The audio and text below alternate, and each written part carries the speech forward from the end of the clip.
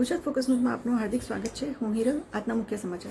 જેસીજી social service ટ્રસ્ટના આયોજન હેઠળ 8 ફેબ્રુઆરીએ 43મો જૈન સમૂહ લગ્નોત્સવ યોજાયો। સાયન્સ સિટી સર્કલ પાસેના 7 સીઝ પાર્ટી પ્લોટ ખાતે યોજાયેલ લગ્નોત્સવમાં નવયુગલોએ પ્રભુતામાં પગલાં માંડ્યા।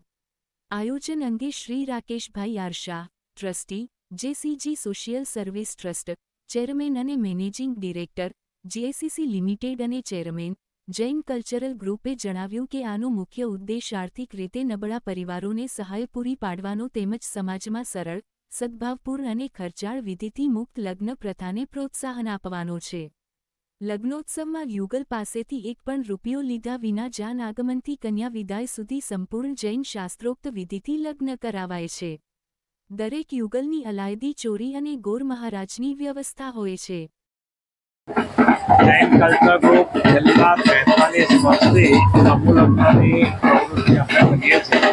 એમાં જેસીજી સોશિયલ સર્વિસ ટ્રસ્ટ દ્વારા આ 43મો સમૂહ લગ્ન છે। સમાજ સુધારણાના ભાગરૂપે આપણે આ પ્રવૃત્તિ જેમ બને એમ વધારે વધુ લોકોનો લાભ લઈ શકે એમાં આપણા પ્રયત્નો ચાલુ છે।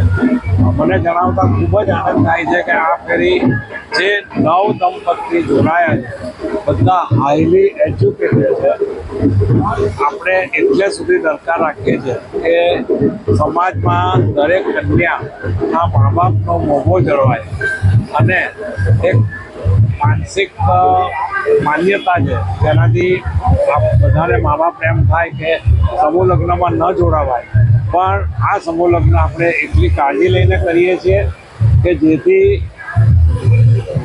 ધાર્મિક આપણી નીતિ નિયમ આપણી સંસ્કૃતિ જળવાઈ રહે અને એમને પોતાને પ્રાઉડ થાય એ રીતે આ દિવસે દિવસે આપણે આગળ વધતા જઈએ। નવ દંપતી જોડાયેલા છે, દિવસે દિવસે વધારો થતો જાય છે। એકચ્યુઅલી 11 દંપતી જોડાયા હતા, એમાં 2 દંપતીમાં માંદગી અને કોઈ ઇમરજન્સી આવવાથી કેન્સલ થયા, પરંતુ દિવસે દિવસે અવેરનેસ વધે છે અને મીડિયા દ્વારા અથવા બધા માઉથ ટુ માઉથ પબ્લિસિટીથી આ પ્રવૃત્તિને બધા જ આદર સત્કાર કરે છે। સમાજના શ્રેષ્ઠીઓ આજે ઘણા બધા નવ દંપતીને આશીર્વાદ આપવા આવશે, એ બધાના સહયોગથી અમારું બી મનોબળ મક્કમ થઈ અને સેલ્ફ કોન્ફિડન્સ વધતો જાય છે અને આને હજુ વધુમાં વધુ વેગ મળે એવા અમારા પ્રયત્નો ચાલુ છે।